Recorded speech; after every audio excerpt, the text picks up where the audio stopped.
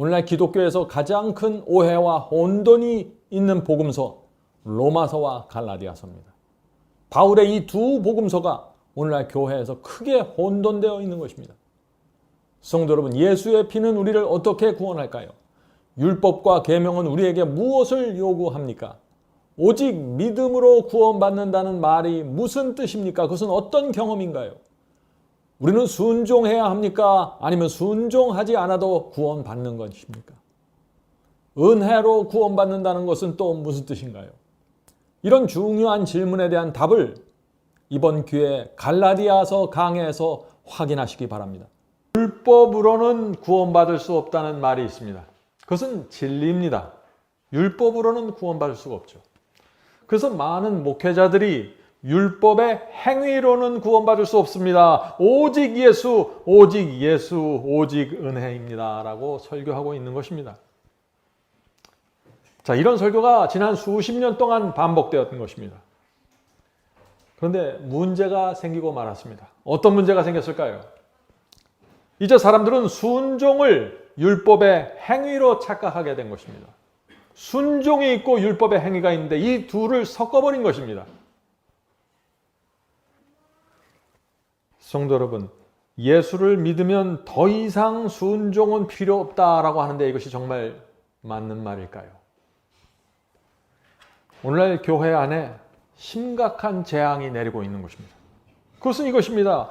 하나님의 말씀과 계명에 순종하지 않으면서 나는 구원받았다는 확신을 갖고 있는 사람들이 교회를 뒤덮고 있는 것입니다. 성도 여러분, 이 사탄은요, 기독교 신앙에서 순종을 제거하는 데 성공한 것처럼 보입니다. 율법의 행위를 그렇게 지긋지긋하게 미워하게 사람들을 만들어 놓은 것입니다. 율법의 행위와 순종을 완전히 혼돈시켜 놓은 것입니다. 그래서 사람들이 순종하면 율법주의가 된 것처럼 그렇게 착각하게 된 것입니다. 그래서 오늘 많은 사람들이 이렇게 간증하는 것입니다. 오직 예수밖에 없습니다. 예수의 피가 나를 구원했습니다. 라고 말하면서 눈물을 흘리는 것입니다. 그런데 문제가 있는 것입니다. 무엇일까요? 그런 분들의 삶을 보면 하나님의 말씀과 계명에 순종하지 않는 것입니다. 충성의 열매가 없습니다. 그런데 예수가 나를 구원했고 나는 그분밖에 없다라고 하면서 눈물을 흘리는 것입니다. 성도 여러분, 지금 기독교에는 사탄이 쳐놓은 그물에 정확하게 걸려들었습니다.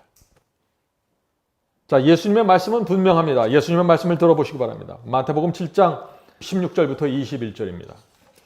그의 열매로 그들을 알지니 가시나무에서 포도를 또는 엉겅퀴에서 무화과를 따겠느냐. 이와 같이 좋은 나무마다 좋은 열매를 맺고 못된 나무가 나쁜 열매를 맺나니. 열매가 좋으려면 나무가 좋아야 한다는 것입니다. 열매를 잘 가꿔서 나무를 좋게 만드는 것이 아니에요.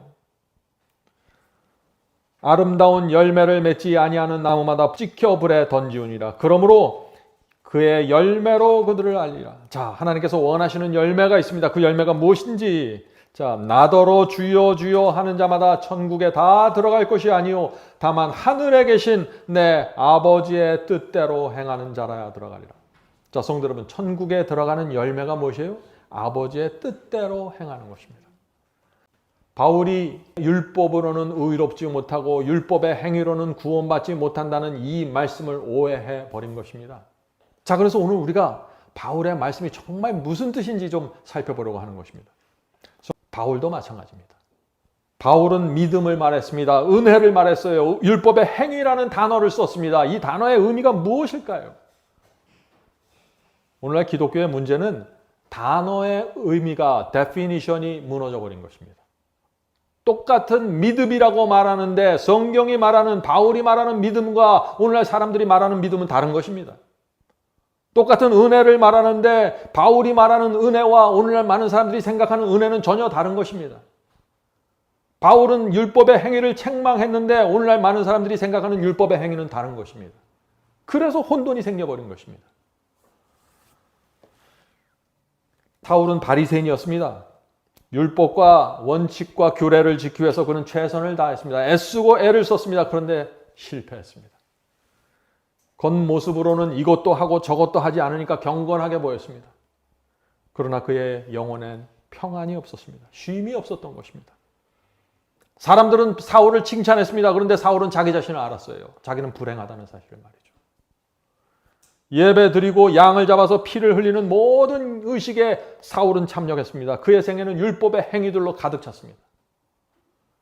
그럼에도 불구하고 하나님께서 나를 인정해 준다는 그 확신을 갖지를 못한 것입니다. 그것이 사울의 고민이었습니다. 얼마나 괴로웠을까요?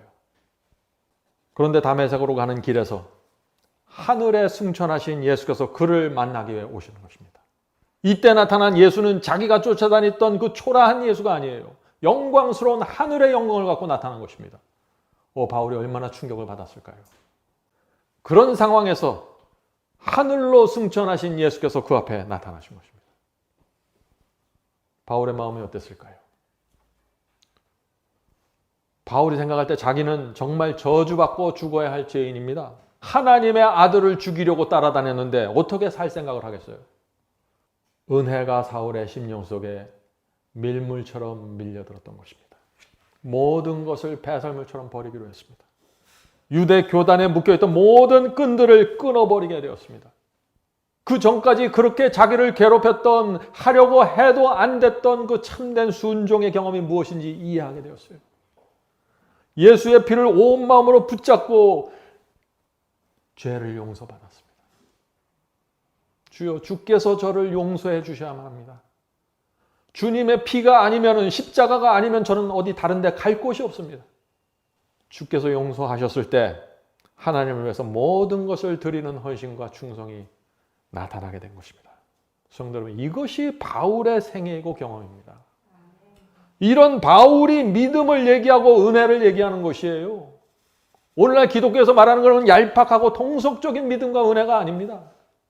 신약 성경에 나타난 바울의 생애와 그의 간증을 들어보세요. 그가 어떤 간증을 하고 있나? 그가 자신의 생애를 말하면서, 간증을 말하면서 너희는 나를 본을 받아 따르라고 말하고 있습니다. 바울이 무슨 믿음을 말하고 무슨 은혜를 말하나요? 그냥 은혜가 죄를 덮어서 다 구원하고 믿기만 하면 하늘 가고 이런 정도의 수준이 아니에요. 오늘날 기독교가 완전히 미혹당한 것입니다.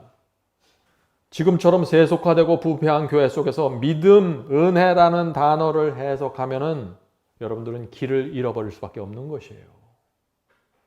바울이 말하는 믿음에는 그래서 말씀에 대한 순종이 반드시 들어가 있는 것입니다. 그래서 로마서 3장 31절에 바울은 이런 말씀을 한 것입니다. 로마서 3장 31절.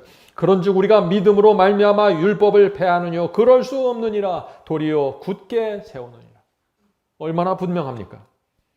바울이 말하는 은혜도 오늘날 교회에서 말하는 그런 은혜가 전혀 아닙니다. 자, 은혜를 들어보세요. 로마서 6장 15절입니다. 그런즉 어찌하리요 우리가 법 아래 있지 아니하고 은혜 아래 있으니 죄를 지으리요 그럴 수 없느니라. 은혜를 제대로 알면은 이렇게 말할 수밖에 없는 것이에요. 우리는 은혜 아래 있으니까 우리가 무슨 짓을 해도 마음대로 살아도 하나님의 말씀에 순종하지 않아도 은혜가 다 덮어주니까 괜찮아. 이거 아닙니다. 거짓 복음입니다. 바울이 말하는 은혜가 무엇인가요? 그럴 수 없는 이랍니다. 죄를 범하지 못하게 막는 것이 바울의 마음속에는 은혜였어요. 은혜 때문에 나는 죄를 지을 수 없다는 것입니다. 성도 여러분, 이것이 예수의 피로 구원받은 성도의 경험이라는 것입니다. 이 바리새인 사울은 구원받기 위해서 율법을 종류대로 세워가면서 행하려고 노력했습니다. 날마다 율법서를 펼쳐놓고 내가 무슨 율법을 오늘 지켜야 될까 열심히 세워가면서 순종했던 것입니다. 그래서 겉으로는 율법을 아주 잘 지키는 것처럼 보였습니다. 그런데 그 마음 심령 깊은 곳에 자아가 살아있었어요. 교회 지도자들에게 잘 보이고 싶은 욕망이 있었습니다. 교회와 세상에서 이 정도는 내가 대접을 받고 살아야 된다는 자존심이 있었어요.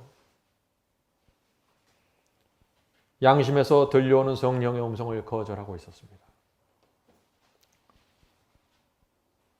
예수님의 생애 속에 있는 그 경건의 경험이 자기 속에 없다는 것을 알았어요. 자기는 핍박해서 죽이려고 했던 그 예수 안에 있는 그 경험이 자기 안에 없다는 것을 알았어요.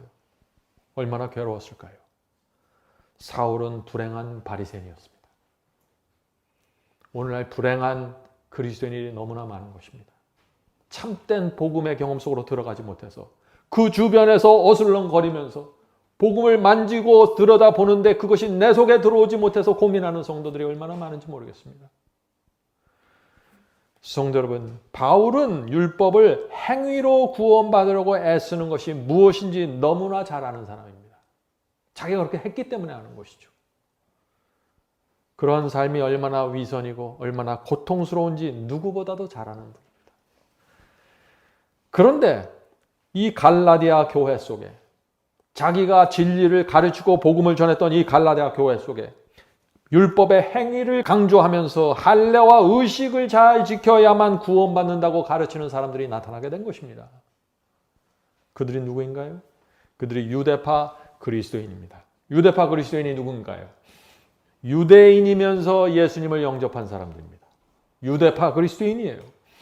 그들은 예수를 믿는 것만으로는 부족하다고 생각했습니다. 예수를 믿는 것도 좋지만 자신들이 수천 년 동안 지켜왔던 할례와 절기와 전통들도 함께 지켜야만 이 구원이 확실한 것이 아닌가, 이런 사상을 갖고 있었어요. 다시 말해서 초대교회 안에 율법의 행위를 복음 속에 포함시키려고 한 것입니다. 바울이 그것을 볼 수가 없었죠. 바울은 율법의 행위로, 그런 행위들로 구원받으려고 애쓰다가 실패하고 참담하게 무너졌는데 유대파 그리스도인들이 와서 갈라디아 교회에 와서 지금 율법의 행위가 필요하다. 아브라함도 야곱도 율법의 행위가 있었다. 그래야만 구원을 받을 수 있다라고 가르치니 얼마나 답답했을까요? 성도 여러분, 이 바울이 유대파 그리스도인들에게 강력한 책망을 한 두 개의 편지서가 있는데 그것이 뭔가요? 그것이 로마서와 갈라디아서.